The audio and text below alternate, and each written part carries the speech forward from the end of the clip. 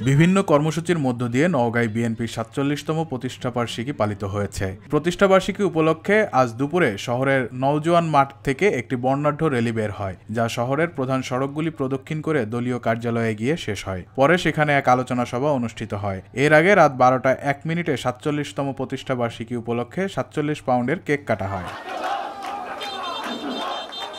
একই ধারাবাহিকতায় গাইবান্ধায়ও বাংলাদেশ জাতীয়তাবাদী দল বিএনপির গৌরব, ঐতিহ্য, সংগ্রাম ও সাফল্যের ৪৭তম প্রতিষ্ঠাবার্ষিকী পালন করেছে বিএনপি। দুপুরে জেলা বিএনপির আয়োজনে একটি বর্ণাঢ্য র্যালি শহরের প্রধান সড়কগুলো প্রদক্ষিণ করে। প্রদক্ষিণ শেষে জেলা কার্যালয়ে এক আলোচনা সভা অনুষ্ঠিত হয়, যেখানে বক্তব্য রাখেন বিএনপির রংপুর বিভাগীয় সাংগঠনিক সম্পাদক আমিনুল ইসলাম, জেলা বিএনপির সাধারণ সম্পাদক মাহমুদুন নবী টিটুল, ইঞ্জিনিয়ার এটিএম মাজেদ সহ অন্যান্যরা।